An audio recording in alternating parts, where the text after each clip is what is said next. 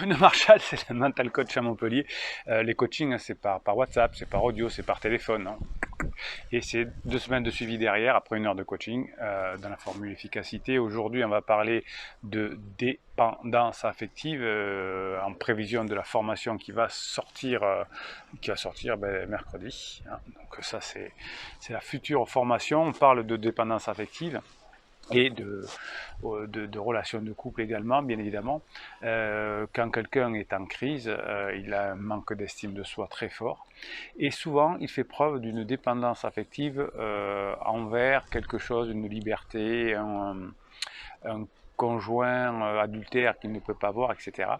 Et vous allez voir que comme il a une dépendance affective à quelque chose, notamment à sa liberté, à son adultère, il va vous coller par ses neurones miroirs, où elle va vous coller par ses neurones miroirs sa dépendance affective, et vous allez tomber à votre tour en dépendance affective de votre conjoint qui est lui-même en crise. C'est compliqué la crise existentielle, heureusement qu'il y a cette chaîne, on en parle et ça permet de sauver des couples, parce que vous savez, vers la quarantaine, vers la cinquantaine ou vers la trentaine, NNN, hein, c'est un peu des, comment dirais-je, des dizaines, eh bien on va à chaque période de sa vie, on va traverser des crises, et comme peu de personnes en parlent, vous savez, il y a des youtubeurs que personne n'en parle, et qu'ici, non, peu de personnes en parlent, bien évidemment que d'autres en parlent. Donc, ces crises-là, nous ici on les voit en détail, eh bien, créent une dépendance affective chez la personne en crise qui va, par les neurones miroirs, l'envoyer sur la personne qui n'est pas en crise et qui va faire des erreurs liées à la dépendance affective. Alors, qu'est-ce que fait la personne qui est en crise et qui va coller aux autres les erreurs? Eh bien, j'ai pris quelques notes. Il va avoir besoin de conseils de validation de ses copains, de ses amis, d'un psy, de son adultère qui va dire non mais t'as raison, faut se séparer aujourd'hui, on a plusieurs vies, c'est pas grave, les enfants vont s'adapter, vous allez bien vendre votre maison, ça va bien se passer. Moi depuis longtemps je suis séparé, j'en suis très content. Petite remarque par rapport à ça, très important. Oui, 5 ans après l'action, on valide toujours, ou à de rares exceptions près, la décision que l'on a prise. Une fois qu'on est séparé, on est content, on a dit j'ai bien fait de me séparer 5 ans après, et si on revient ensemble 5 ans après, on dit j'ai bien fait de revenir ensemble. Donc ne vous inquiétez pas d'une façon ou d'une autre, parce que j'entends des personnes qui me disent ah je sais pas si je vais revenir parce que je sais pas si je vais pas le regretter. Non, on regrette pas ces actes, à moins que la personne soit devenue méchante, pervers, narcissique, ou qu'elle soit devenue milliardaire et qu'elle rajeuni 25 ans. On ne regrette pas ces gestes, sinon on deviendrait fou, hein. C'est un biais cognitif que l'on a. Donc comme le conjoint a besoin de validation, eh bien vous devez avoir besoin de validation. Et souvent vous avez même de validation de Bruno. Bruno, est-ce que je peux lui dire ça? Est-ce que je peux faire ça? Est-ce que j'ai dit ça? Est-ce que c'est bien? Non, on n'a pas besoin de validation quand on est adulte. CF, la formation sur les adultes. On réfléchit, on prend ses décisions. On réfléchit, on prend ses décisions. On réfléchit, on prend ses décisions. Et là, comme vous tombez en dépendance affective de la personne qui elle-même est en dépendance affective d'autre chose, hein, par le neurone miroir, eh bien, on ne sait pas prendre des initiatives. Et vous voyez d'ailleurs que la personne qui est en crise, généralement, ne prend pas d'initiative du tout, hein, même elle vous dit qu'elle veut se séparer, qu'elle vous aime plus, mais elle ne fait pas grand-chose avec son énergie d'attraction s'il n'y a pas la propulsion avec elle.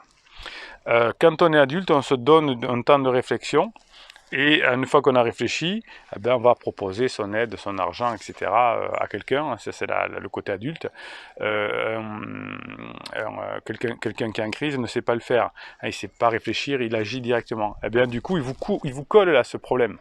Il vous colle ce problème-là. J'aime bien le doigt. Il vous colle ce problème-là. Ça veut dire quoi? Ça veut dire que Bruno, on se calme. Bruno vient de donner un coup de pied à la table. Bon, j'arrête de dire Bruno Hill, parce qu'à force, vous allez croire que c'est plus un jeu.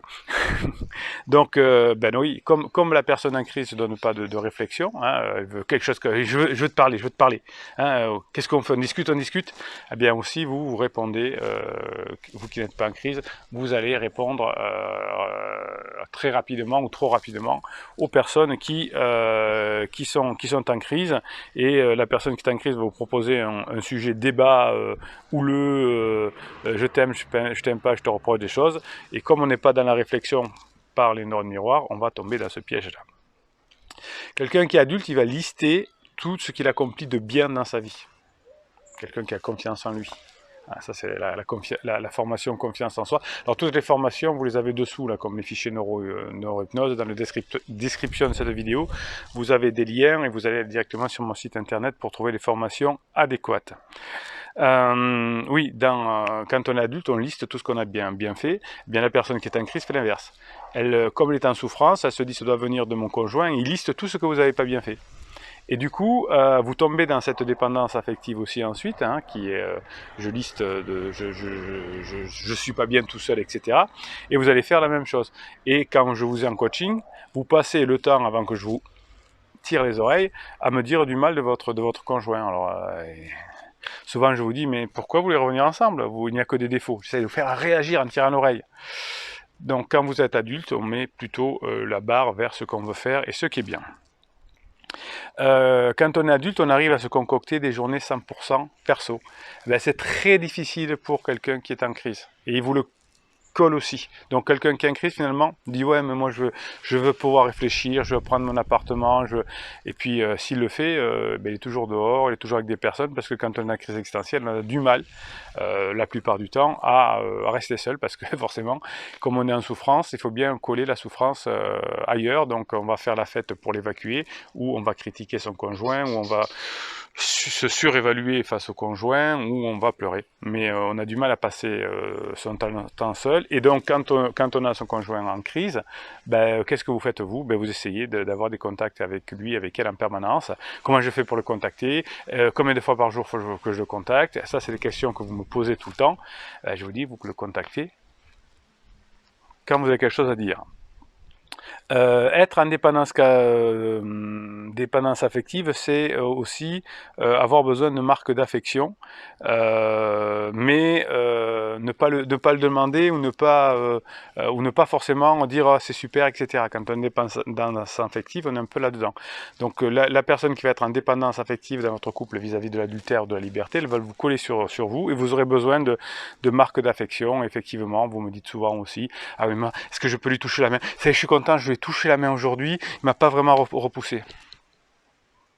Je vais vous tirer les oreilles. Hein, quand on est un adulte, ben, si on a besoin de marques d'affection, on le fait avec les gens qui veulent bien nous en donner, avec nos enfants, si on en a envie. Si eux, ils adorent ça. Quand on est en demande affective, on va essayer de satisfaire les besoins des autres sans qu'ils nous les demandent. Ben ça c'est pareil, la personne en crise, elle a besoin de ça, elle a besoin d'aller vers l'extérieur, elle a besoin d'aller voir son adultère, etc. Donc vous allez, par le neuro-miroir, faire pareil avec lui. Et vous allez le saouler, vous allez la saouler. Bien laissez-la, elle est en top, elle est en discuter, elle est en down, laissez-la tranquille. Donc ne devancez pas les désirs de quelqu'un qui est en crise, c'est pas parce que lui il agit comme ça dans son adultère parce qu'il est perdu que vous devez faire pareil. Oui, quand on est en crise, en dépendance affective aussi, on a besoin des avis des autres pour prendre le sien et se rallier à la majorité. Et ouais, c'est ce que vous faites souvent. Mais vous le faites à l'envers. Vous êtes toujours en train d'engueuler votre conjoint en crise. T'as tort d'avoir un adultère, t'as tort, et toi t'as pas à me parler comme ça, et moi je suis bien, et toi tu fais mal, et tu fais souffrir les enfants. Ben, on ne peut pas revenir ensemble si vous faites ça. Hein. Donc ne donnez pas votre avis si c'est pour se prendre la tête. Hein. Votre conjoint qui lui est en crise existentielle, il va avoir besoin de demander un avis, quelque chose comme ça à son adultère parce qu'il se sent pas bien. Ne faites pas pareil vous. Hein. N'attendez pas qu'il vous donne son avis pour donner le vôtre. Ayez le vôtre, dites ben moi de toute façon lui fait ce qu'il veut, elle fait ce qu'elle veut, elle se sépare, etc. Moi je veux sauver mon couple, j'écoute pas ce que me disent les amis, j'ai pas besoin d'en parler, j'écoute un professionnel éventuellement et je fonce. Quand on est en dépendance affective, on a beaucoup de tu m'aimes, tu penses à quoi, tu m'as pas appelé, je t'ai appelé 3 fois et toi 2 fois, c'est lui m'appelle jamais, elle m'appelle jamais. Ah ben c'est pareil, comme la personne est en dépendance affective avec un autre, ils s'écrivent 500 textos par jour, ils s'appellent, ah t'es mon âme sœur, tu sais, vraiment non j'aime plus mon conjoint, on va se séparer, bon il se passe rien, donc au bout d'un moment ça crée des problèmes. Donc alors je t'écris oui je t'aime, t'es mon petit doute, et ils sont pénibles avec leurs adultères. Ils sont choux, hein, mais bon, on dirait des enfants de 12 ans. Et ben vous faites pareil du coup. Vous parlez de sentiments, de choses comme ça, arrêtez de me parler de sentiments, de je t'aime, de tu me manques, etc. Faites-les rire, amusez-vous, plaisantez, créez du lien, mais ne me faites pas ces trucs de dépendance affective. Et en dépendance affective, on prend le temps de critiquer l'autre parce qu'il ne nous donne pas ce qu'on veut. C'est pour ça qu'il y a des conflits entre les personnes qui sont en situation d'adultère, parce qu'au bout d'un moment, ils ne donnent plus assez ce que la personne dépendance affective demande. Donc il y a des conflits, on se prend la tête et par les effets miroirs, vous faites pareil dans votre couple avec votre criseux, avec votre criseuse. Eh bien, qu'est-ce qui se passe? Eh bien, vous, au lieu de mesurer les choses qui se passent bien, vous notez les choses qui se passent mal et vous les reprochez à l'autre. Bon, vous avez compris que la dépendance affective liée à la baisse estime de soi de votre conjoint, il vous le transmet et vous faites pareil.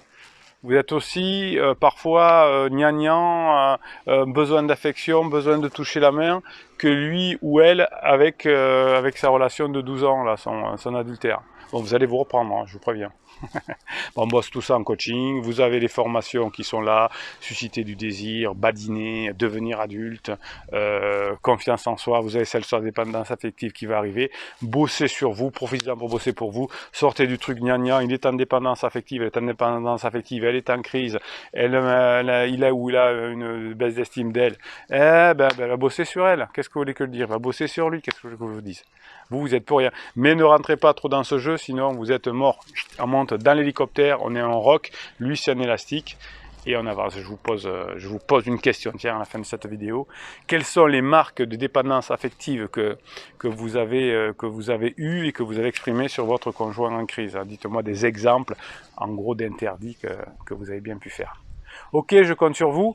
La communauté bienveillante et positive, je compte sur vous, oui. Hein, donc la communauté bienveillante et positive, c'est vous qui écrivez en commentaire de ces vidéos. Je vous réponds, vous donnez des coups de boost, vous vous encouragez. Et ensemble, on est plus fort, on passe les épreuves de notre vie. Nous sommes des actes grégaires, nous sommes un clan, nous sommes forts. Et ensemble, winner. Allez, si vous êtes généreux, vous mettez un pouce en l'air parce que YouTube est très intelligent. Et s'il y a beaucoup de pouces en l'air, s'il y a beaucoup de commentaires, YouTube propose ces vidéos à des personnes qui en ont besoin. Parce que YouTube est sympa.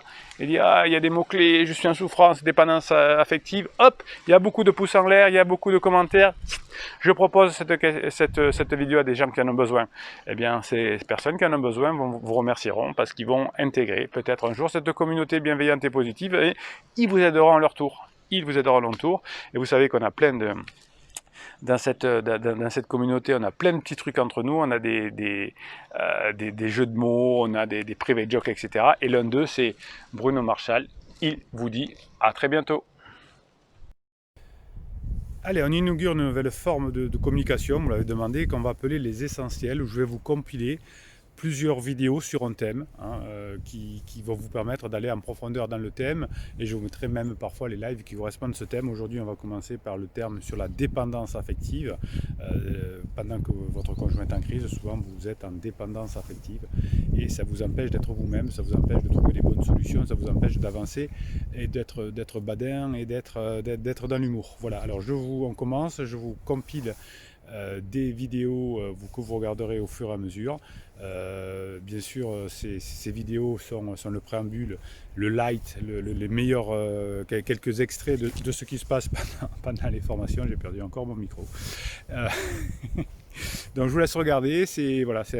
Vous m'avez souvent demandé où c'est que je peux trouver ça. Ben, on va essayer de vous faire des compiles des essentiels. Allez, on regarde aujourd'hui sur la dépendance affective. Bruno Marchal, mental coach à Montpellier, avec cette communauté bienveillante et positive qui écrit en commentaire là-dessous. Et oui, on est ensemble, on est des centaines et on s'écrit, on se rassure, on se donne des coups de boost et je vous réponds bien évidemment, hein, je vous aide quand vous avez besoin d'un coup de main. On est là ensemble, sinon vous avez les coachings avec le suivi de 15 jours, le coaching d'1 heure, c'est la formule efficacité. Et puis vous avez toutes les formations qui sont dessous en descriptif hein, pour vous aider à devenir des gens heureux dans votre vie et qui sont heureux en couple et qui récupèrent leur couple quand ça va mal ou qui récupèrent leur emploi quand ça va mal. Allez, on y va, on raccroche le micro parce qu'il est tombé. Bruno, on se calme. Ça c'est des private jokes de notre communauté, on se dit des petites choses comme ça.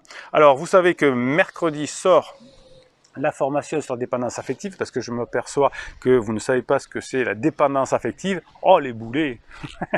Et donc grâce à la dépendance affective, vous allez comprendre dans cette formation complète que votre conjoint en crise a des symptômes de dépendance affective et qui vous les colle sur vous de façon un peu différente, et c'est ça qui vous fait angoisser et fatiguer. Je vous dis une phrase importante, extrêmement importante: vous aurez une bonne relation avec quelqu'un si quoi? Ben, si vous calmez ces angoisses. Nous sommes tous des angoissés, nous sommes des êtres humains angoissés notamment par la mort, on ne va pas faire la psychanalyse ici, et donc on est angoissé. Si grâce à vous, vous calmez la personne, surtout une personne qui est en crise existentielle, qui est très angoissée, qui n'a pas d'estime de soi, qui est en dépendance affective, si vous arrivez à la rassurer, si vous arrivez à être adulte, vous avez les formations pour ça, si vous êtes masculin, eh bien la personne se retournera vers vous, car la personne en crise a un vide existentiel, un sentiment de vide important, qui crée cette angoisse. À vous de bosser pour que la personne, quand elle est avec vous, elle ne vive pas d'une angoisse et donc beaucoup d'hormones négatives, et que au contraire elle vive beaucoup de sérotonine, dopamine et endorphine. Ok, le cortisol non. Ah bah le cortisol, non, le cortisol c'est bien, mais c'est pour se défendre quand on se fait attaquer par un loup ou par un ours. Il y en a, c'est plutôt rare dans nos contrées. En revanche, votre conjoint, votre patron, votre collaborateur, vos enfants doivent ressentir avec vous cette dopamine, cette sérotonine pour calmer leur angoisse de vie, surtout quand la personne est en crise. Donc cette dépendance affective qu'a votre conjoint en crise vis-à-vis de quelque chose de l'extérieur qu'il aimerait avoir, qu'il ne peut pas avoir, eh bien, je vous le donne à 1000 et 1000, private joke encore. La relation est toxique quand c'est une dépendance affective. Pourquoi? Parce qu'elle fait baisser l'estime de soi, de la personne. Tout se recoupe, c'est bizarre, hein? Vraiment bizarre. On a fait une formation la semaine dernière sur la confiance en soi. Là, on parle de dépendance affective et on voit que la dépendance affective est liée à une baisse d'estime de soi. Et on a vu dans la semaine dernière qu'une crise existentielle était liée à la baisse d'estime de soi. Donc tout se regroupe et la personne qui est en dépendance affective par rapport à des choses, à cause de ce sentiment de vide, c'est ça le principe de la dépendance affective et de la crise existentielle, eh bien ce sentiment de vide va vous faire souffrir. Alors, la dépendance affective, ça ne fait pas partie du DSM, c'est le classement des maladies psychiques, on va dire, mais c'est plutôt un symptôme, comme la crise existentielle, c'est un symptôme. Le dépendant affectif, c'est une victime. Si votre conjoint ou votre patron est dépendant affectif, vous verrez que c'est une victime. S'il n'est pas bien, c'est à cause de vous. S'il n'est pas augmenté, c'est à cause de son patron. Il est obligé de se surprotéger, de dire j'ai décidé comme ça, je t'aime plus, je vais partir, pour paraître un tant soit peu crédible. Depuis que vous suivez ces vidéos sur cette chaîne, vous savez qu'il n'y a aucune crédibilité là-dedans. Alors, le dépendant affectif a une impression de culpabilité, parce que on quitte sa famille, on quitte ses enfants, on fait du mal, on trompe, etc. Forcément qu'on a une culpabilité. Donc on est obligé, cette culpabilité, qu'est-ce qu'elle va engendrer? Une estime de soi en baisse, et donc on est obligé de se survaloriser, je sais ce que je veux, de dire c'est de ta faute, ou de pleurer de temps en temps. Donc c'est ce sentiment de vide qui va faire qu'on n'est pas digne d'amour et qu'on croit que l'autre ne nous aime plus. Et donc c'est pour ça qu'on s'en va aussi.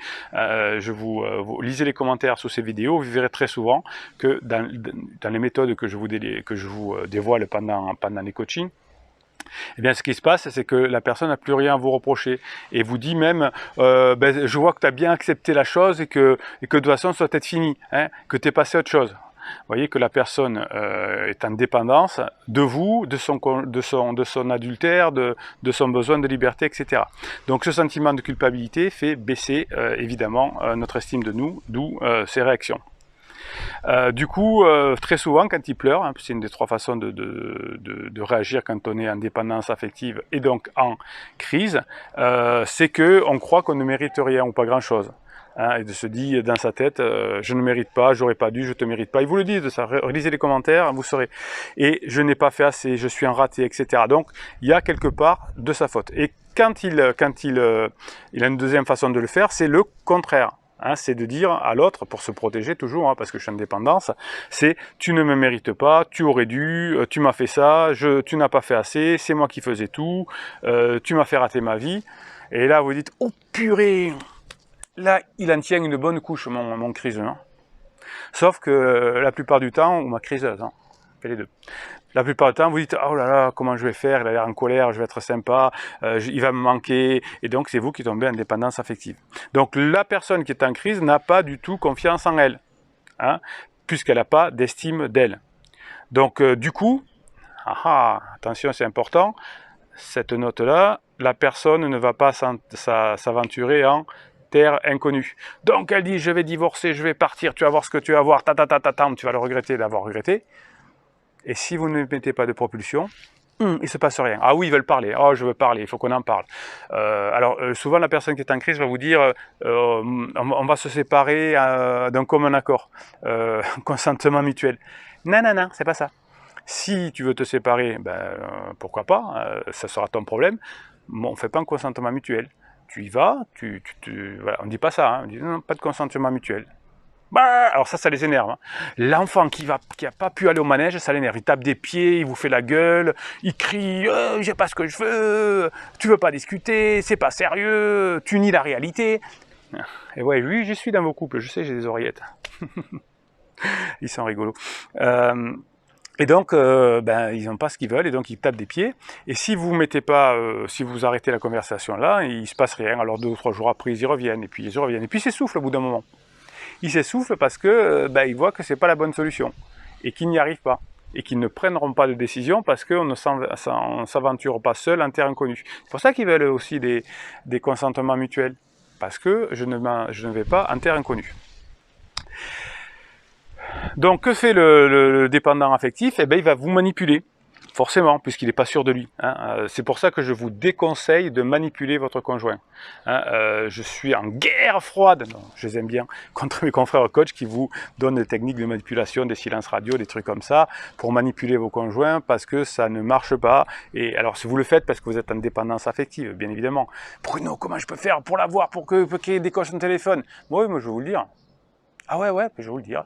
Alors, des fois, je leur dis, ils le font, mais c'est la manipulation. Donc, je dis, voilà, tu l'as fait? Ça a changé quelque chose maintenant? Non, tu vas bosser sur toi. Quand tu auras bossé sur toi, ça va changer. Quand tu seras plus dépendant affectif, quand tu seras décalé de ces neurones miroirs, eh bien, on en reparlera.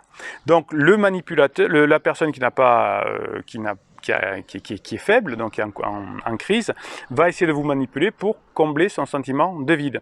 Ça lui est insupportable, donc il faut que ça vienne de vous, hein, sa peine. Donc il vous critique, ou il dit « je suis sûr, pour me protéger ». Des fois je pleure, hein, c'est les trois façons. Donc cette manipulation, elle est faite inconsciente, elle est faite de façon inconsciente. Hein, c'est pour se protéger, hein, l'inconscient sert à se protéger. Pas forcément ils veulent vous mettre du mal à vous, enfin, quoique, hein, mais ils veulent en tout cas comprendre qu'ils ont le droit d'être aimés. Ils ont le droit d'être reconnus. C'est pour ça qu'ils vont me voir ailleurs dans une lune de miel, parce que dans une lune de miel, on se sent reconnu par l'autre, puisque l'autre ne voit pas nos défauts. Marlène, la lune de miel. Je suis pas con, je suis en crise, mais je suis pas con. Je vais me trouver une adultère avec une lune de miel, et comme ça, j'entendrai ce que j'ai envie d'entendre, et je vais soigner mon pansement, mon vide.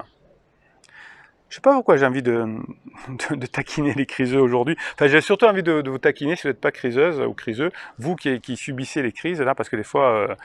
Vous êtes des boulets quand même dans vos réactions. Alors vous avez reçu des mauvais conseils de psy, de copains, de coach, mais vous exagérez quand même. Donc du coup, comme la personne a besoin de beaucoup de reconnaissance, d'amour, eh bien il va aller dans une relation adultère pour se faire câliner, devancer les désirs de l'autre, et il va être dépendant affectif de l'autre. Et vous êtes dépendant affectif de lui. Pam, pam, neurone miroir. Et le dépendant affectif, finalement, va se rapprocher d'une personne qui va penser ses pansements, hein, voilà, c'est pour ça que j'appelle ça un pansement, et puis il va vous critiquer en disant « après tout ce que j'ai fait pour elle, moi j'ai fait beaucoup de choses, il ne m'a pas donné de l'amour, elle ne m'a pas donné du sexe, etc. etc. » Alors, est-ce que le dépendant affectif va se faire pardonner un jour ou l'autre ? Pas forcément, pas forcément. Hein. Vous savez qu'une crise existentielle, ça peut durer 3 ans. Hein.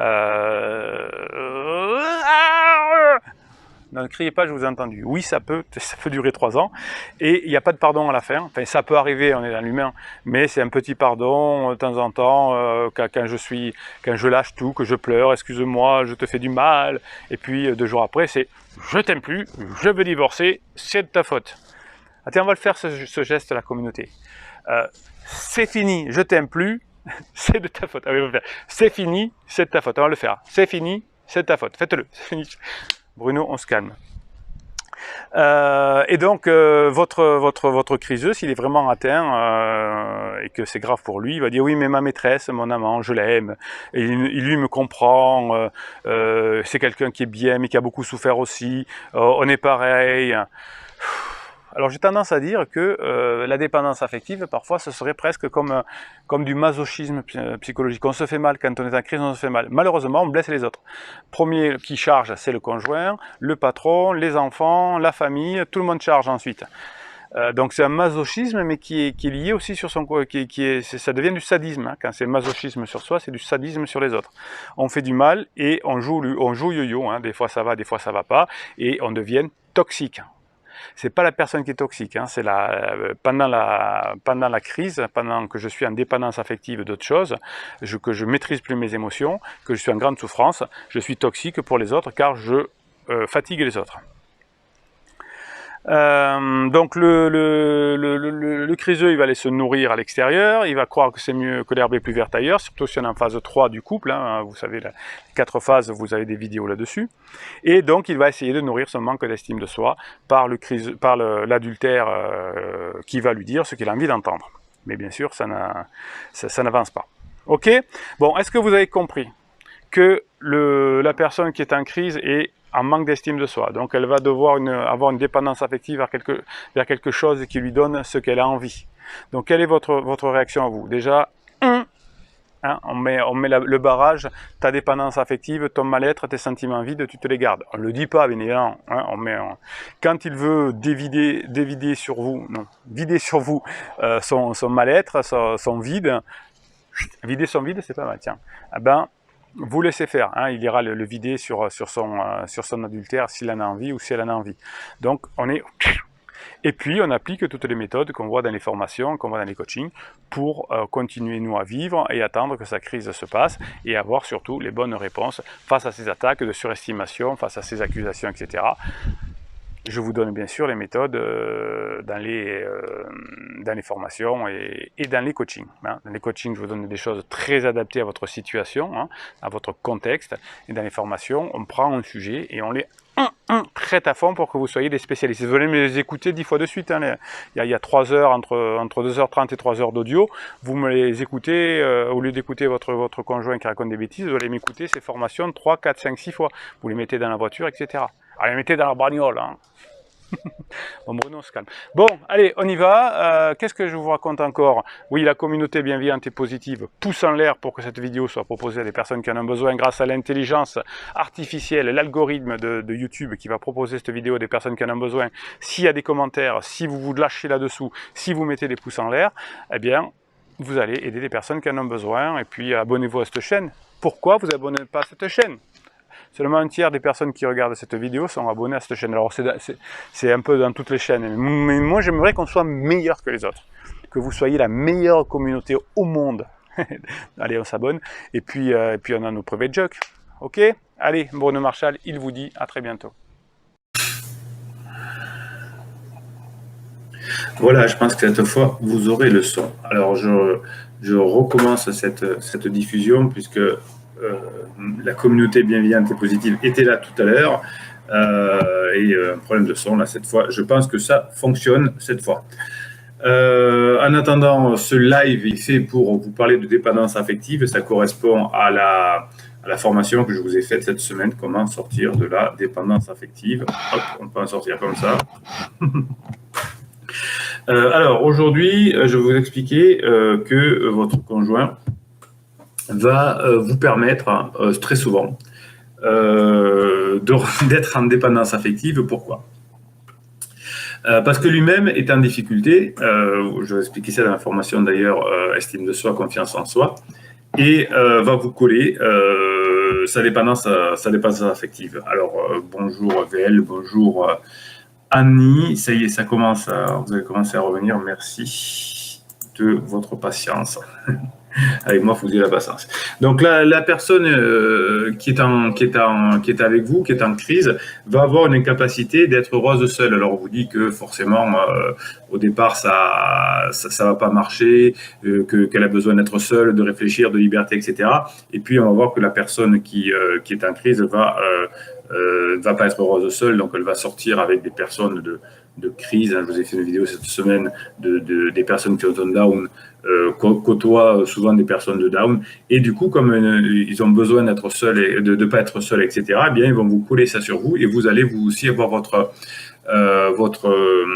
incapacité à être seul aussi, et vous allez devenir dépendant de la personne. Vous allez croire que vous allez jamais vous en sortir si la personne vous quitte. Donc le besoin d'être en contact, comme un peu pour les ados, de la personne qui est en crise, va faire que vous allez vous sentir aussi, vous, en besoin. Voilà, c'est pour ça que vous entrez en dépendance affective. La personne qui est en dépendance affective a besoin aussi de plaire. Donc, elle a besoin de plaire aux autres, à sa relation pansement, mais aussi, souvent, elle se met sur son 31, au boulot. Alors, c'est pour ça qu'il y a certains psys qui sont mal informés, qui vont vous prendre pour des pervers narcissiques, parce que le criseux va d'ailleurs induire ça au psy, parce que comme lui-même a besoin de plaire, il va dire: oui, mais mon conjoint est un pervers narcissique parce qu'il a besoin de plaire, et puis il m'engueule, et puis il y a des reproches, etc. Donc on transfère ce besoin de plaire de la personne en crise sur vous, et vous avez besoin de plaire du coup effectivement à votre conjoint pour essayer de le reséduire. Donc la crise existentielle va entraîner un besoin de plaire, et par les transferts de neurones miroirs, vous allez avoir besoin de plaire à votre conjoint pour le récupérer, et c'est là que ça crée des bêtises. Quelqu'un qui est en crise existentielle va renier son identité, la personne qu'il était avant, la personne carrée, droite. Souvent les personnes que j'ai en coaching me disent: non, mais mon épouse ou mon époux, lui il est droit, il ne peut pas me tromper, etc. Et puis quelques temps après, il me dit: vous aviez raison Bruno, il avait un pansement. Donc il renie son identité. Et vous allez renier la vôtre, parce que le côté badin que vous étiez au début, etc., vous l'avez perdu au fur et à mesure de la deuxième phase de votre couple, et vous avez renié votre identité pour plaire justement à votre conjoint en crise. Et c'est ça qui ne fonctionne pas. Ce qui va fonctionner, on le voit sur cette chaîne, on le voit dans les formations, et on les voit dans les coachings, c'est une aventure au long cours, où on va attendre que les liens entre notamment le striatum dans le cerveau et le cortex préfrontal dorsolatéral se reconstituent à tout un faisceau. Alors, la prochaine formation, c'est sur comment maîtriser ses pensées, ses émotions. Et je vous explique pourquoi la personne en crise ne peut pas le faire, ne peut pas se maîtriser, et qu'il vous le colle aussi à vous, et que vous ne pouvez pas vous maîtriser. Vous me faites des interdits. Alors, tiens, on va faire une petite pause sur mon petit programme. Nasmer, est-ce que vous avez ressenti que les criseux émettent de nouvelles ondes? Alors, c'est pas c'est leur dépendance affective, leur baisse d'estime de soi qui font que ça vous le colle sur vous. Dans la formation Confiance en soi, je vous explique que le criseux en estime de soi, je vous le détaille bien dans la formation, a trois façons de réagir. Le c'est fini, je ne reviendrai pas, c'est le c'est de ta faute, et c'est le je m'effondre. Ok, donc c'est les trois choses. Le criseux fonctionne comme ça, et la criseuse bien sûr, et il va vous le causer aussi. Bruno, liberté, égalité. Bruno, pendant la crise, il renie son identité, mais d'où sort cette nouvelle identité déviante? Eh bien, c'est une construction, c'est entre deux. Donc, il n'arrive pas à s'autoréguler. Je vous expliquerai ça dans la prochaine formation aussi.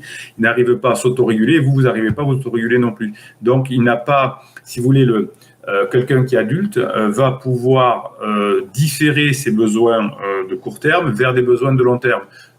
Je vais peut-être vouloir tromper une épouse, mais je veux dire, à terme, ça va pas faire quelque chose de bien. Et quand je suis en crise, j'arrive plus à maîtriser ça. Un peu comme la première crise existentielle de sa vie, c'est les crises d'ado, et il n'arrive pas à se contenir de prendre la drogue, par exemple, ou de fumer. Et après, on l'a tout le temps.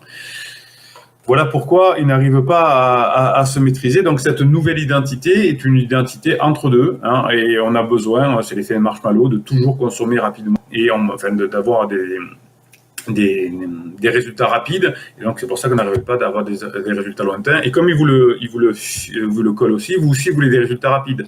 Alors vous essayez des méthodes de coach qui vous disent avec une lettre magique, 15 jours sans parler ou je ne sais quoi, ça va fonctionner. Bien sûr que non. Il faut attendre que la crise existentielle se termine, donc il y ait les faisceaux qui relient le striatum au préfrontal dorsolatéral. Il faut que ça se reconstitue parce que pendant la crise, ça se déstructure et on n'arrive pas à prendre des décisions et on n'arrive pas à voir à long terme. Et c'est pour ça qu'on croit que tout est fini, etc. Ma conjointe, transmet, Louis, qui dit sa dépendance affective à ma fille. Oui, aussi, bien sûr. Hein, les criseux font des blessés autour d'eux, dans la famille, vous, le conjoint, les enfants, les grands-parents et dans l'entreprise également. Le criseux s'emballe trop vite. Hein, il s'est dit qu'il tombe dans une dépendance affective éventuellement de son pansement ou du désir de liberté ou de ses copains ou du théâtre ou de je ne sais quoi, et bien vous allez vous emballer trop vite aussi parce que vous allez vouloir récupérer la situation trop rapidement. Hein, c'est pour ça que ça ne fonctionne pas et c'est pour ça qu'on n'y arrive pas. Donc cette dépendance affective fait que vous voulez aller trop vite et que vous créez des interdits. Dès que vous êtes en down, dès que votre conjoint est en down, vous êtes en down, mais là vous m'écrivez, vous savez, dans les... soit ici, là, dessous en commentaire, soit dans les suivis du coaching, puisque quand vous faites un coaching, vous avez droit à 15 jours de suivi par écrit. Dès que votre conjoint est en down, j'ai 25 messages par jour. Ça y est, il m'a dit ça, il a fait ça, qu'est-ce qu'il dit? C'est incohérent. Oui, c'est incohérent quand on est en down. Donc, il s'emballe trop vite, et vous aussi. Denis, bonjour Lola, bonjour Lalo, bonjour AG. Denis Roche, est-ce qu'il est possible qu'elle se crée une nouvelle identité et que sa vraie nature ne revienne pas? Alors, on sort tout le temps de ces crises. Il y a une personne qui a 80 ans qui a une crise d'adolescence. En crise existentielle, on croit aimer l'autre démesurément, sa liberté ou son pansement, etc. Et vous, c'est pareil. Du coup, il vous colle par les neurones miroirs ce truc-là, et on pense, une personne que pendant des années, pendant la phase 2, on s'est disputé, on pensait pas si on allait rester ensemble, etc. Eh bien, tout d'un coup, on se met à l'aimer follement parce que la personne qui aime follement dans sa crise nous le colle à nous aussi. Alors, un truc que je vois de plus en plus en coaching, c'est que je m'aperçois que quand vous m'appelez parce que votre conjoint est en crise, vous avez le courage de m'avouer souvent que vous avez été en crise avant. Et autant le premier en crise, ça va à peu près, l'autre supporte, etc. Mais quand vous avez fini votre première crise et que c'est l'autre qui commence, là, il vous reproche tout. Pendant un an, tu ne m'as pas regardé, tu as fait ta crise, tu m'as trompé, etc. Donc, ça aide le deuxième à être encore plus en crise parce qu'il va pouvoir vous reprocher quelque chose. Donc, c'est souvent une succession de crises. Ça veut dire que quelque part, par les neurones miroirs aussi, une personne en crise met l'autre en crise au bout d'un moment. Hein. Donc, il y en a un qui passe en crise et l'autre aussi. Bonsoir tout le monde. Bonsoir Bruno. Ça fait 2 ans de crise. Presque qu'il a créé la complicité avec Pansement avec moi. Que plus, comment pourrait-il se raviser et arrêter ses bêtises? On sort de la crise, hein. C'est vrai que la plupart du temps, il faut 3 ans, je ne vous fais pas peur, mais plus, je vous expliquerai ça dans la prochaine formation, comment maîtriser ses pensées, plus vous créez un environnement stable et apaisé à la maison, plus le faisceau qui relie le striatum et ce fameux cortex préfrontal ventrolatéral se reconstitue vite. Plus il y a de crises, plus il y a de reproches, plus il y a d'interdits, plus c'est long et plus on va avoir le pansement qui va nous rassurer. VL, comment s'assurer qu'il s'agit bien d'une crise existentielle? Vous avez tous les symptômes. Si vous regardez ces vidéos, ces lives et ces formations, vous avez les symptômes. Alors attention, hein, on ne fait pas de diagnostic. Ce n'est pas une maladie, la crise existentielle. Des fois, les psys font des diagnostics sur les personnes qui ne voient pas en disant que la personne est pervers narcissique. Alors, pervers narcissique, c'est d'ailleurs pas une maladie, enfin, bon, à la limite, ou qu'il est bipolaire, ou qu'il est schizo, etc., alors qu'il n'a pas vu la personne. Hein. Donc, c'est un ensemble de symptômes qui fait que peut-être que la personne est en crise existentielle. De toute façon, si vous êtes ensemble depuis plusieurs années, la raison pour laquelle la personne veut vous quitter n'est pas la fin de la lune de miel, puisque vous avez passé des étapes. Donc, c'est pas du désamour dans le sens où je me suis aperçu que la personne, c'est pas celle qu'il me faut. En revanche,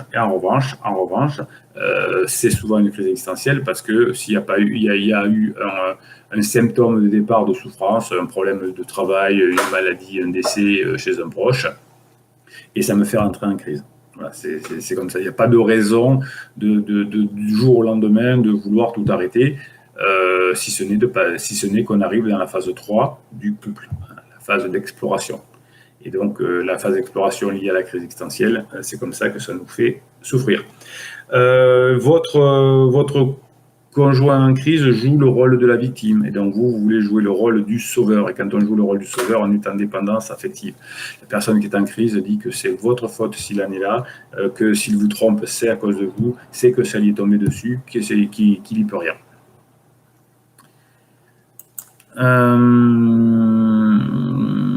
Allez, hop.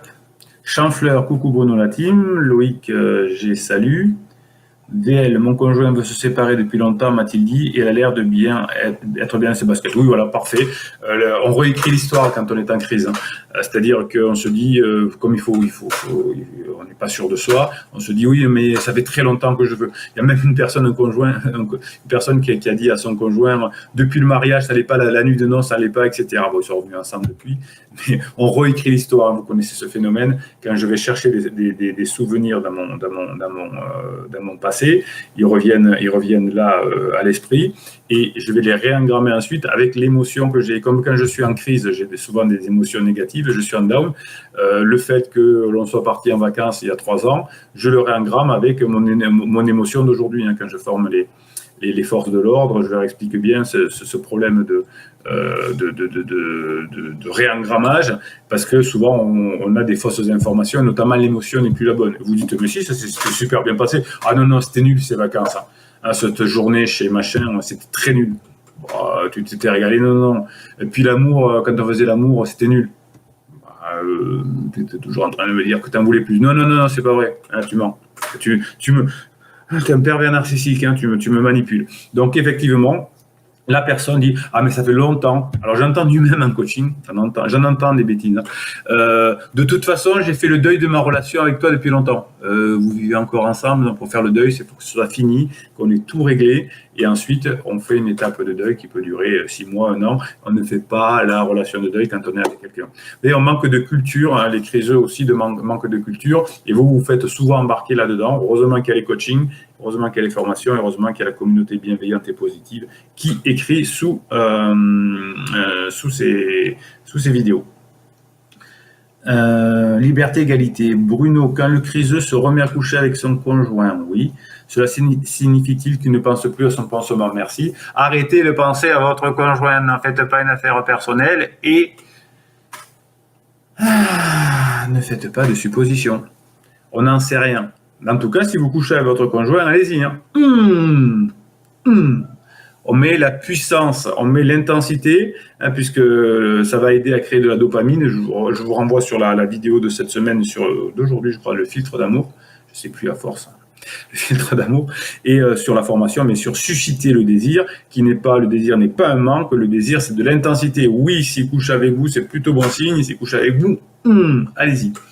Son pansement, Mamouna 16 Shérif, son pansement l'appelle toutes les 5 minutes, ah ben oui, le pansement, il a 15 ans. Par culpabilité, si la culpabilité est un mode de fonctionnement, même hors crise.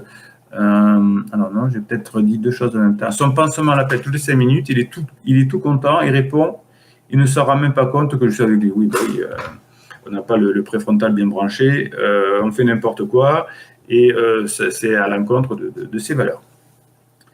Shirley, il dit aimer follement son pansement, et moi ne plus, oui, tous les criseux disent ça, hein. Quand on est en lune de miel, on pense qu'on est amoureux de quelqu'un d'autre, et que c'est l'homme de sa vie ou la femme de sa vie, que c'est son âme sœur, que bisous, que des petits cœurs, dans toutes les lunes de miel, c'est comme ça. Qu'est-ce que vous voulez faire? Et puis après, bien sûr, quand la relation pansement se termine, qu'est-ce qui se passe? Je donne en 1000 et 1000. Eh bien, mon pansement était un pervers, il m'a manipulé. Ouais. C'est tellement banal. Cindy, bonjour boss, 1000 excuses pour le retard. T'étais où? Alors ne dites pas ça à votre conjoint quand il est en crise et qu'il revient. AVDMX, c'est possible qu'un criseux reste avec pansement par culpabilité si la culpabilité est un mode de fonctionnement même hors crise. Non, l'être humain en général va où ça va lui va le mieux. Donc quand vous allez avoir le fait de jeu qui va renverser la situation, si vous l'avez bien préparé, c'est-à-dire que s'il y a des bonnes relations avec votre criseux, votre criseuse, si vous êtes sorti de votre dépendance affective, si vous avez passé du temps à bosser sur les formations, sur les coachings, etc., quand il y a le feu de jeu qui vient renverser la situation, vous raflez la mise parce que la pente s'inverse. Mais il faut être patient d'attendre le feu de jeu et se préparer avec les formations, les coachings, les vidéos, tout ce que vous voulez. Mais on n'écoute pas les « Ah, tu devras arrêter, c'est foutu ». Hein, bosser, attendez le fait de jeu et ça va le faire. Pervers narcissique, ça s'approche d'un criseux. Ah oui, c'est pas bête. Alors il y a très peu de vrais pervers narcissiques. Hein. Si on écoute les psys, tout le monde est pervers narcissique. Hein. C'est certains psys, hein, pas tous. Oh, psychiatres, tous en l'air. Mais si on écoute, d'ailleurs, les psychiatres, je crois qu'ils ne reconnaissent pas le truc de pervers narcissique, c'est que juste les thérapeutes. Le pervers narcissique, oui, si c'est un vrai, il y en a à peu près moins de 3%, mais il y en a, ils peuvent prendre criseux qui est en difficulté émotionnelle pour s'en servir.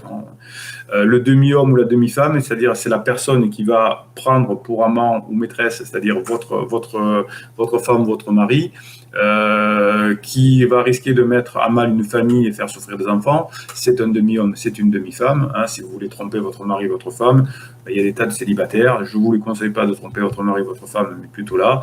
La personne qui trompe et avec une personne qui a des enfants, une famille établie, c'est des demi-hommes, des demi-femmes. Quand on a de la morale, de la valeur, quand on est un bonhomme, quand on est une femme bien construite, on ne va pas chercher quelqu'un qui est déjà en couple. On va dire « Oh, mais ça m'est tombé dessus, tu ne peux pas comprendre ». Tu me saoules le criseux. Non, effectivement, on est adulte, on ne va pas bousiller des enfants même si on a envie d'un truc sexuel. Ça ne se fait pas. Bonne en colère si vous faites ça. Pervers narcissique avec des mix, c'est un manipulateur émotionnel en quelque sorte. Ouais, c'est des excuses, hein, tout ça. Un pansement peut-il être un ou une personne dominante? Oui, en tout cas, on le croit dominant. Hein, puis c'est ce que je veux, de toute façon, c'est comme ça et je ne reviendrai pas. Quelqu'un qui est plutôt équilibré va dire, écoute, pour le moment, je ne vais pas très bien, je ne sais pas, on va voir, peut-être qu'on va se séparer, mais peut-être qu'on va rester ensemble. Je suis en train d'y réfléchir, prends ton temps, laisse-moi du temps. Pendant ce temps, fais des choses, j'ai besoin de me reconstruire. Ça, c'est quelqu'un qui est bien. Que des flammes jumelles. Ah oui, ça, c'est âme sœur, flammes jumelles, oui, tout ça, oui. Ah oui, on est d'accord. Oh, mort de rire, il dit l'alchimiste. Oui. VL, pendant longtemps, il m'a soutenu. Aujourd'hui, il me dit qu'il ne veut plus être là pour moi, que je l'ai fait trop souffrir. Est-ce qu'une crise existentielle? Alors, je n'ai pas assez, effectivement, de messages là-dessus. Mais oui, c'est un criseux. Souvent, il dit ça. Oui, tu m'as trop fait souffrir dans le passé. Alors, si vous avez passé votre crise existentielle avant aussi, bien évidemment, et il s'imagine que s'il est en crise, c'est à cause de vous, forcément. Donc, quand on est en crise, au départ, c'est qu'on a une souffrance face à un choc émotionnel qu'on n'a pas géré, qu'on n'a pas vu. Et le premier qui morfle, c'est le couple, c'est le conjoint, puisqu'on réécrit l'histoire, on dit « Ah, qu'est-ce que tu m'as fait souffrir ?» La flamme jumelle, apparemment, c'est une métaphore de la crise existentielle.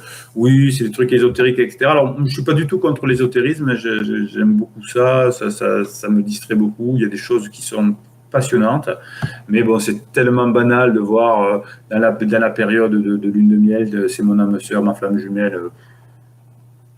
Ouais. L'alchimiste dit c'est hallucinant. Et oui, tout le monde fait pareil. Quand on est dans le métier, on voit ça. D'ailleurs, je suis toujours surpris que les coachs et les psys ne soient pas assez informés de ça parce que c'est tellement régulier. Grâce à vous, j'espère que vous allez colporter la bonne parole et que vous allez aider plein de personnes dont les conjoints sont en crise existentielle pour avancer. Liberté, égalité. C'était une question pour Miss Tanguette qui n'a pas pu être là. Je vais lui dire. Ok. Miss Tanguette regarde souvent le live aussi. Hein. C'est Miss Tanguette qui va aimer votre réponse. Merci DMX, dit l'alchimiste. VL, il ne veut plus avoir de relation alors qu'il en voulait encore 15 jours. Oui, dans une semaine, il voudra à nouveau hein, le down, passer à ses vagues. Là, vous êtes accroché à votre roc et lui, c'est un élastique. il part, ou elle, je ne sais plus, il part, elle revient, il part, elle revient. On ne sait plus où on en est quand on est en crise, donc qu'est-ce que vous voulez faire? Cette réponse va aussi faire plaisir à Mistinguett. Elle va être contente, Mistinguett. Que peut-on provoquer un fait de jeu? Non, un fait de jeu, c'est quelque chose que l'on ne maîtrise pas, qui arrive. Le Covid, ça a été un fait de jeu, personne ne pouvait le prévoir. Et qu'est-ce qu'on fait? Qu'est-ce qu'on va en faire maintenant? On va savoir si on va changer la société, si on va y arriver, si on va s'en sortir. Dans le sport, c'est une blessure, c'est une mésentente entre deux joueurs, c'est une tactique qui ne marche pas, c'est tout ce qu'on peut imaginer. C'est pas prévu. On ne sait pas quand ça va arriver, mais ça va arriver. Il va y en avoir d'ailleurs plusieurs. On peut appeler ça aussi des fenêtres de regret. J'avais invité un coaching hier qui me disait « j'ai pas vu mes fenêtres de regret ». La personne est revenue, m'a supplié, etc.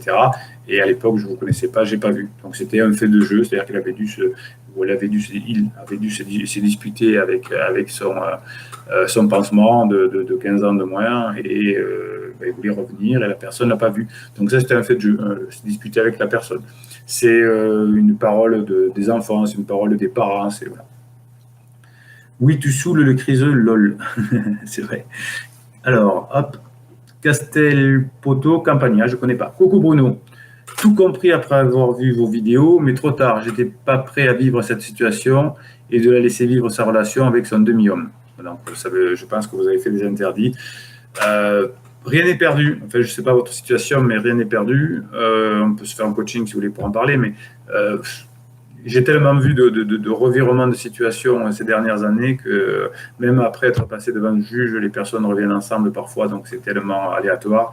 Si on fait les choses bien, s'il y a le bon fait de jeu, si les étoiles sont alignées, etc., ça peut le faire. Shirley, il se croit responsable de son pansement, comment il pourrait le lâcher? Quand la lune de miel va se terminer, il va la lâcher, ou il va le lâcher. Champfleur, pourriez-vous nous expliquer pourquoi c'est interdit de lui dire « je t'aime, tu me manques ». Alors, c'est pas un interdit, hein, le plus gros interdit, c'est le reproche, etc. Mais là, c'est être needy. En revanche, vous pouvez le faire, mais de façon plutôt maligne, par le storytelling. Vous dites, tiens, j'ai rencontré Sylvain qui m'a demandé comment va ta femme. Je dis, ma femme va très bien, écoute, je l'aime toujours autant, elle est toujours aussi belle, voilà. Donc c'est une façon de le dire plutôt que, oh tu sais, je t'aime, reviens. Et non, on ne peut pas aimer quelqu'un qui fait ça. Quelqu'un va revenir si vous créez chez lui de la dopamine, de la sérotonine et de la morphine. Je ne vois pas bien comment on peut dire, tu me manques. Ah ouais, donc je t'aime, si je te manque. Ah ben j'avais pas vu ça, heureusement que tu es là. Non, faites vivre des choses extraordinaires à votre conjoint. Rigolez, il y a de l'autodérision, etc. Mettez des pouces en l'air ça vous donne la dopamine sous cette vidéo et ça se passera beaucoup mieux. Donc, c'est pas un interdit, mais soyez malins. Je vous dis souvent en coaching, je ne peux pas vous détailler, mais faites du billard à plusieurs bandes pour faire passer vos messages, parce que quand on est trop direct avec un criseux, vous allez dans le mur. Hein. Je n'ai pas assez de temps pour détailler ça ici, mais si vous êtes en dépendance affective, vous voulez que ça aille vite, donc vous allez droit au but et vous vous plantez. Il vaut mieux faire dans l'instant. On est en train de boire un apéro, on dit tiens, on pourrait se faire un resto, mais si on dit est-ce que ce week-end tu veux qu'on aille au resto, c'est mort. Ou pendant l'apéro, on dit tiens, je ne sais pas si tu as vu, mais il y a un nouveau resto qui a ouvert, et c'est dans la discussion que ça se fait naturellement. Voilà, c'est un peu comme ça, c'est du billard à 9 bandes. Je vous expliquerai si on fait des coachings ensemble. Lola, allez ma Lola. Lola. Oh, Lola, je ne sais pas où elle est partie. Voilà. On a tendance finalement à confondre amour et dépendance affective. Qu'en pensez-vous? Ah, philo, hein. Bruno, pas philo. Hein. Alors, si je vais vous dire un truc. De mon expérience de coach depuis 1999, l'amour s'est fait. Alors, je suis un peu tragique, c'est comme ça. L'amour, ça a été quelque chose qu'a inventé la nature pour aimer ses enfants, pour supporter ses enfants. C'est dur d'avoir des enfants à l'adolescence, quand on est jeune, ça nous prive notre liberté. Donc, là, pour ne pas les abandonner, entre guillemets, la nature a inventé l'amour inconditionnel. Pour les adultes, ça n'existe pas, l'amour. hein, sauf voilà, les troubadours, quelques romantiques, etc. Depuis la nuit des temps, les couples sont formés sous des questions d'intérêt. Jusqu'à il y a très peu, c'était des questions d'intérêt collectif, là, pour des territoires, des familles, etc. Aujourd'hui, je vais être avec quelqu'un s'il répond à mes besoins. S'il ne répond pas à mes besoins, je vais aller chercher quelqu'un d'autre. Donc, on confond plutôt amour et besoin chez les adultes. Hein. Et si quand mon conjoint est en crise et pense aller voir ailleurs, c'est que pendant la phase 2, j'ai oublié de répondre à ses besoins et qu'il se demande si l'herbe n'est pas plus verte ailleurs, si quelqu'un ne va pas répondre à ses besoins.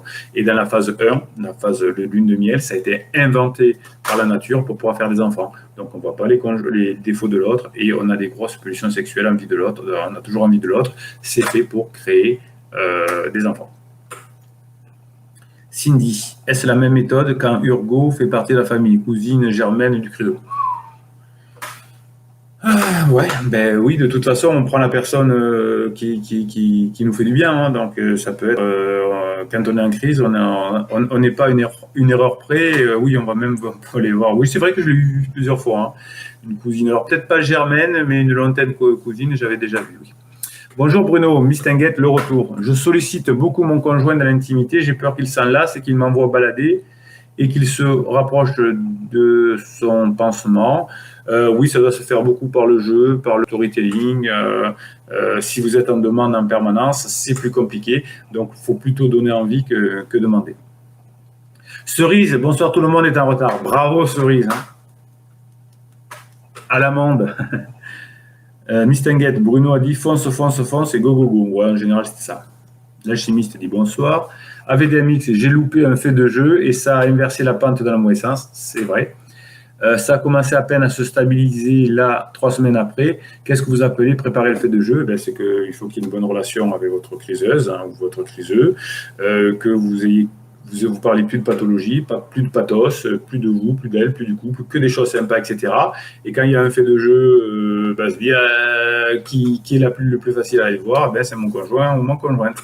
Voilà, c'est ça, c'est faire en sorte de créer du lien. Faites du storytelling, passez du bon moment ensemble autant que possible, et quand le fait de jeu arrive, ça se transforme. N'essayez pas de forcer, comme on vous dit, avec des lettres magiques ou des choses comme ça, ou qu'on appelle ça, les silences, les machins. Non, ça ne marche pas, il faut attendre le fait de jeu et profiter de la pente. Merci les amis, dit Mistinguette. J'ai raté le fait de jeu du confinement. Oui, le confinement, alors toutes les personnes qui m'ont connu avant le confinement, ont profité du confinement et ça a bien amélioré les choses. Alors après, certains, ils m'ont fait des bêtises. Après le confinement, ils m'ont refait des interdits. Ça a recréé des problèmes. Mais ceux qui ont bien suivi le confinement, ça a été génial parce que de toute façon, on avait la personne là en face tout le temps et on pouvait badiner tant qu'on voulait. J'ai raté le fait de jeu du confinement au cours duquel j'ai découvert l'adultère et où la relation entre nous s'est améliorée, puis revirement, plus mal encore. Voilà. C'est le même cas que l'autre personne à qui je pensais. Libellule ou librellule. Quand il y a rechute après le fait de jeu, est-ce qu'on repart pour un cycle complet de crise? Ouais, alors mais il peut aller plus vite. Plus ça va, plus... Alors c'est un tambour, hein, la crise, c'est une machine à laver, mais plus ça va vite, oui. Liberté, égalité. Alors bizarrement, c'est quand on lâche prise qu'on ne fait plus de reproches. Je suis assez d'accord. Je suis d'accord.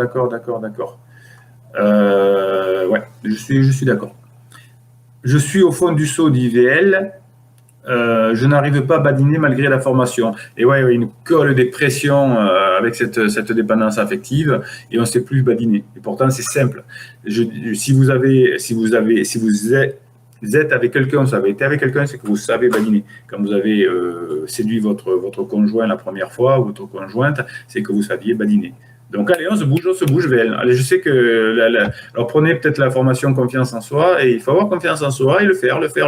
Hein, il suffit de parler, il suffit de dire des choses, il suffit de se donner des coups de pied aux fesses et on y va. Motivation du matin. Isabelle Barré. Alors, ils vont tous revenir les criseux. Ah non, je n'ai pas dit ça. Je dis ça dépend du contexte et ça dépend de votre réaction. Si vous faites trop d'interdits, c'est difficile.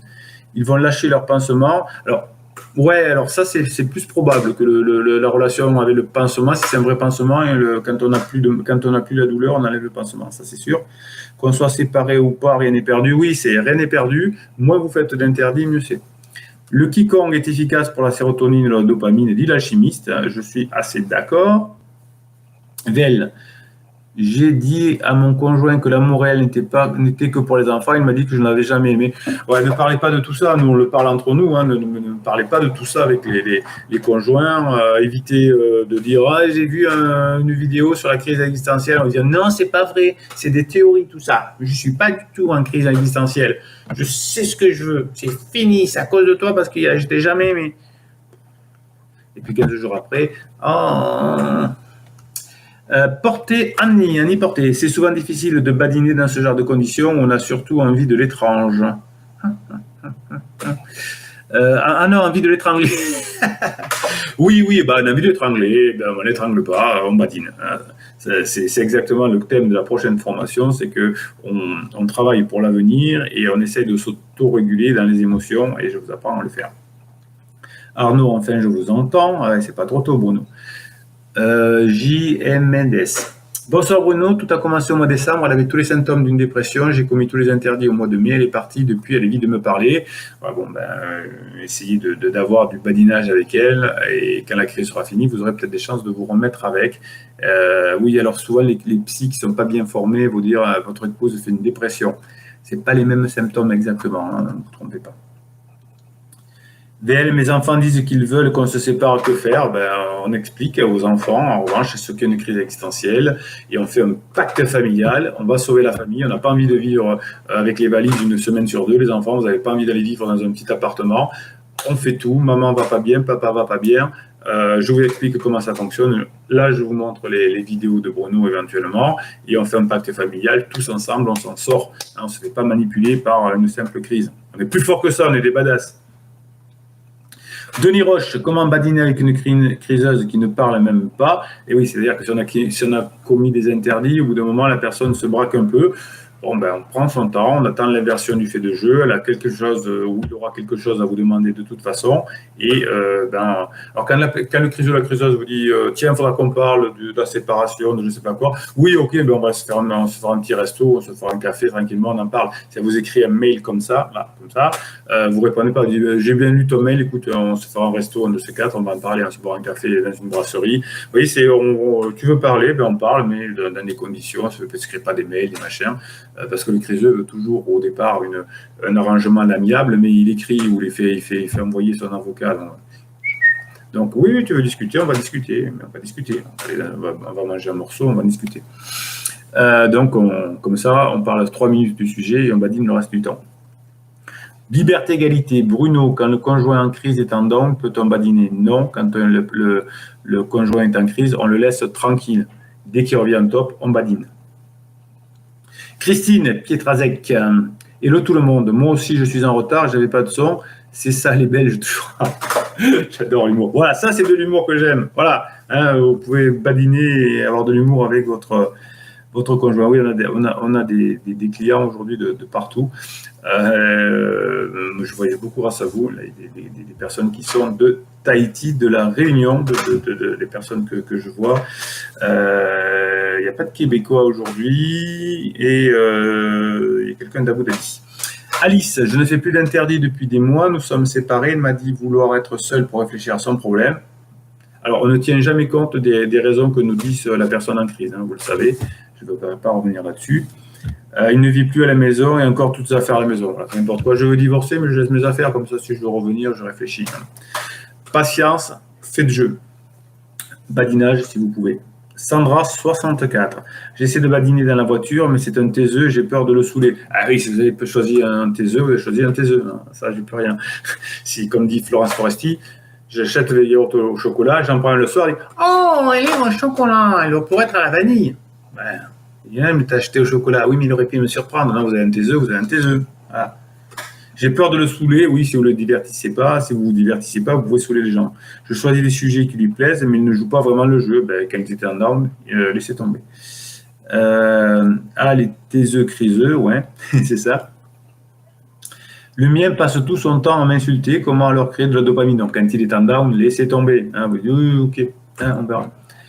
Alice, cependant, depuis un mois, il est plus distant. Je redoute l'existence d'un pansement alors que nous entendons bien que je badine. Comment réagir le jour où il va dire qu'il y a un pansement. Alors, comme tous les criseux, si vous dites qu'il y a un pansement, il va dire non, mais c'est juste virtuel, on parle beaucoup, on se comprend. Si vous titillez un peu, oui, mais on a fait des bisous, mais c'est tout. Bon, après, vous verrez qu'ils vont coucher ensemble, etc. Essayez d'éviter de parler de ça. Travaillez, vous, sur votre bout de relation, pas sur la sienne. Si vous travaillez sur votre bout de relation, vous modifierez la relation. Si vous essayez de travailler sur ce bout de relation, de le faire changer, vous n'arriverez à rien. Cindy, lors de la fin de la crise, est-ce qu'Urgo qui se détache par jalousie ou criseux qui l'abandonne? C'est souvent que la relation pansement, quand elle a plus sa raison d'être, elle explose, tout simplement.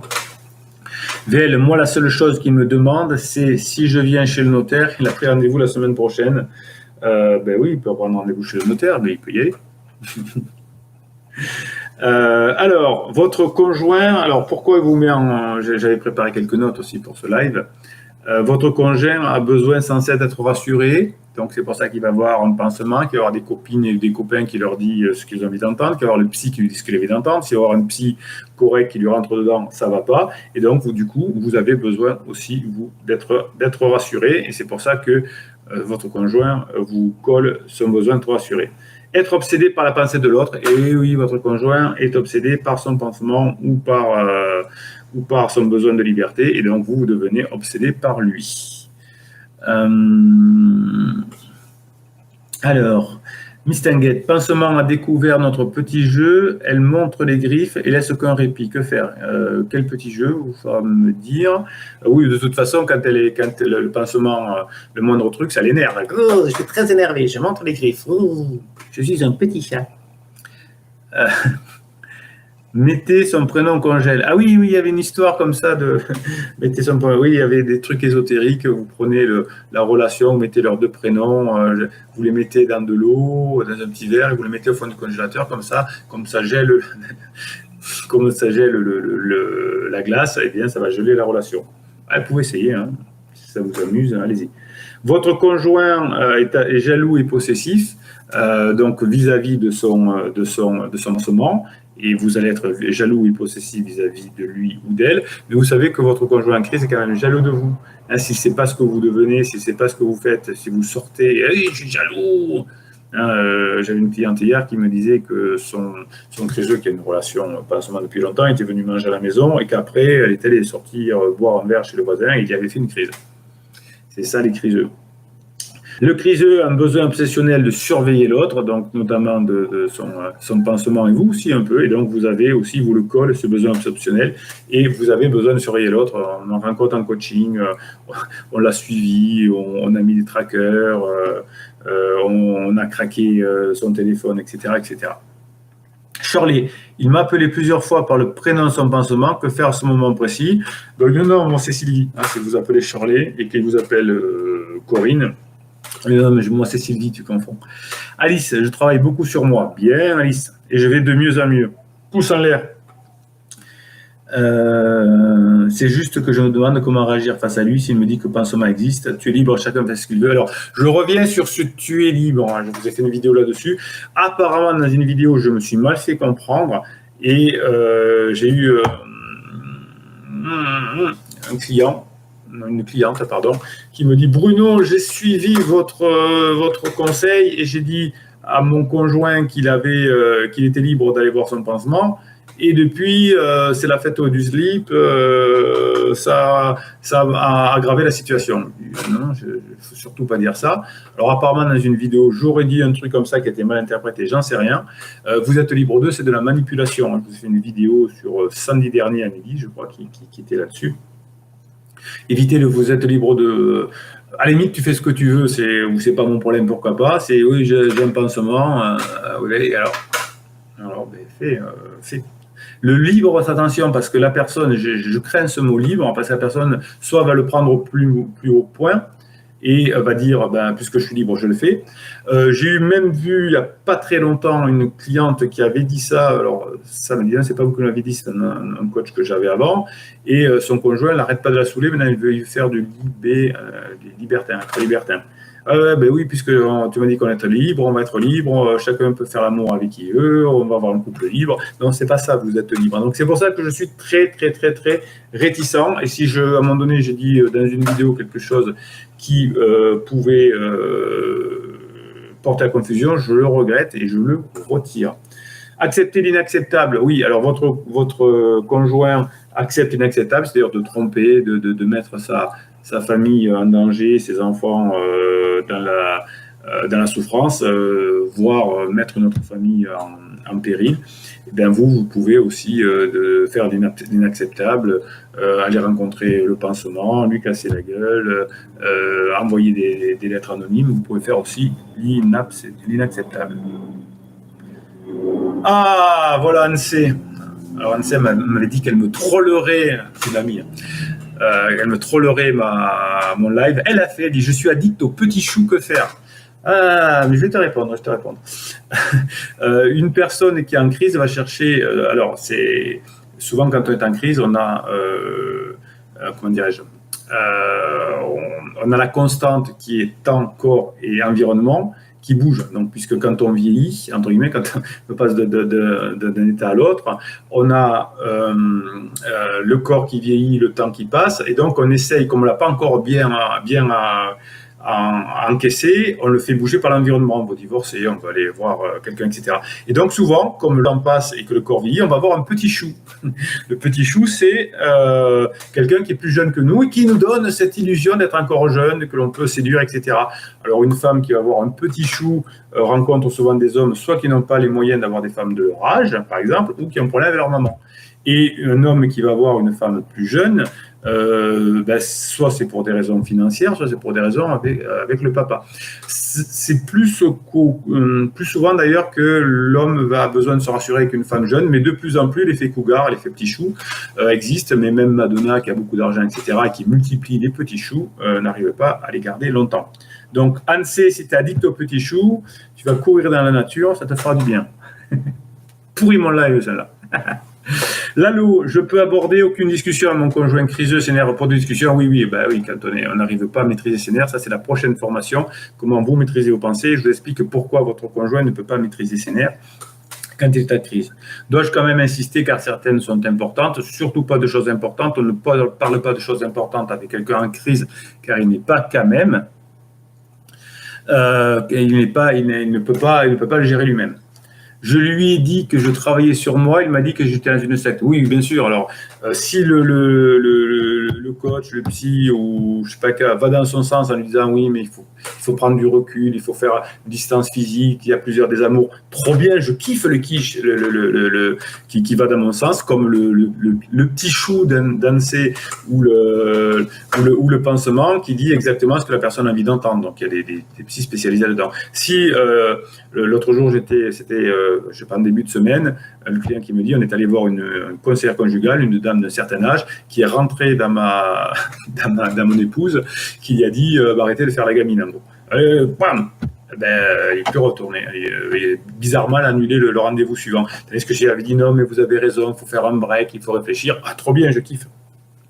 Donc sinon, secte, oui. Ribal et ribal, ma femme criseuse, fouillée sans arrêt dans mon téléphone. Oui, ça arrive aussi. C'est que la personne qui est en crise et qui vous trompe fouille dans votre téléphone aussi, un peu pour se rassurer.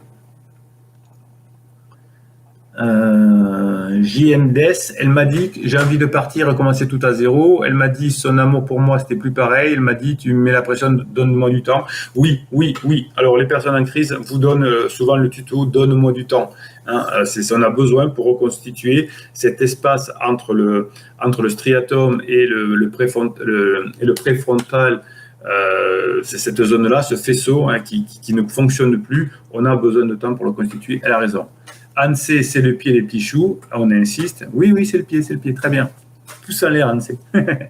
Corinne G. Bonsoir Bruno. Mon criseux n'est pas du tout jaloux. Bien lui fasse. Tant mieux à la limite, parce que sinon c'est pénible en plus. Mythe cerise. Je me suis arrangé pour que mon mari n'ait pas le temps de finir la révision de la voiture pour le faire revenir. Elle est maligne, cette cerise. Faire de la stratégie peut-elle être assimilée à de la manipulation. En tout cas, si c'est pour passer des bons moments ensemble, oui. Cerise nous a raconté sous des vidéos que son mari était venu lui réparer la voiture dans une tenue plutôt sexy, et Cerise aussi, sauf que il a dit un mot qui n'allait pas, et Cerise est repartie dans les interdits, elle s'en voulait après, elle lui a dit, il est parti, le criseux en colère. Bon, la prochaine fois qu'il vient réparer la voiture, on se calme. Portée géniale, portée Annie, c'est génial ces petits arrangements, oui. Alice, et si le pansement est plus âgé de presque 10 ans? Oui, mais tout est possible, hein. C'est-à-dire que généralement le pansement est l'opposé de ce que vous êtes. Si vous êtes carré, il va chercher quelqu'un de faux folle, si vous êtes faux folle, il va chercher quelqu'un de carré, c'est pour un manque. Shirley, mon criseux avait mis un tracker dans ma voiture, oui, un micro à la maison, oui, une caméra et piraté mon téléphone. Pourquoi? Je vous l'ai expliqué tout à l'heure, hein. C'est que il n'est pas sûr de lui, il est faible, il est en estime de soi, et donc il doit pouvoir se rassurer comme il veut.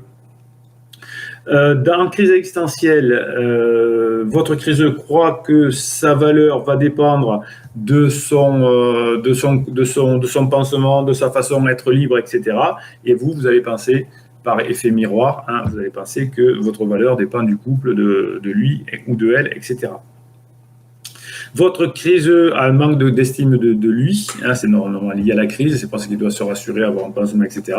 Et du coup, vous avez un manque de confiance en vous, comme tout à l'heure, vous m'avez dit, je ne sais même plus badiner, tellement qu'il m'a bousillé avec ses neurones miroirs.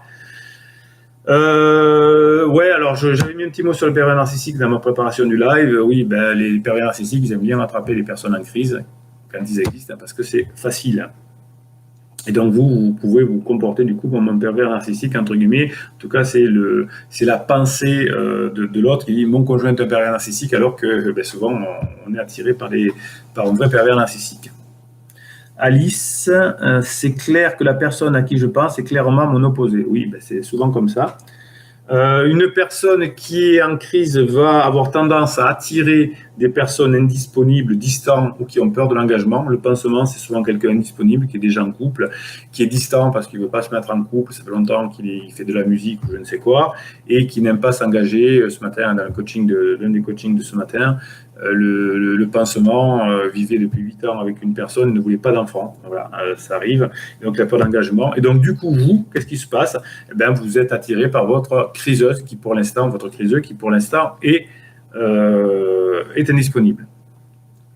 VDMX, le pansement de ma criseuse. Bon, on verra la suite tout à l'heure. Je ne sais pas ce qu'il veut dire. Croire que la vie n'a pas de sens en relation à deux. Voilà, la personne qui est en crise, une crise de sens aussi, pense que son pansement, est au top. Et donc nous, quand une personne est en crise, quand la personne est en crise, vous avez l'impression que sans elle, vous êtes foutu, que la relation à deux, et il y a que ça de vrai. Et la personne qui est en crise dit non, mais moi j'aimerais bien vivre seul, j'ai pas besoin il faut avoir un pansement, ou des collègues. Denis Roche, ma criseuse commence à saouler tous nos amis. Oui, ça saoule tout le monde, son patron, ses amis, etc., ses enfants. Il se les met à dos. Comment réagir avec eux? Vous expliquez la crise existentielle. Vous dites, on fait un pacte, tous autour de la criseuse pour sauver le couple, pour faire en sorte d'attendre que la crise se termine et que tout revienne comme avant. Comme tous les couples depuis l'âge des cavernes ont traversé des crises. Les crises existentielles sont le propre de l'homme, sauf qu'avant, les religions et la société encadraient et mettaient la pression pour ne pas que les couples se séparent. Donc, quand la crise était terminée, le couple continuait et le couple était très content. Si votre conjoint est en crise, que vous faites des interdits, que vous vous séparez dans 5 ans, vous serez très content de vous être séparés. Si vous vous remettez ensemble, vous serez très content dans 5 ans d'être ensemble. Donc, n'ayez pas peur de dire je vais regretter ou je ne sais pas quoi, vous serez très content dans 5 ans.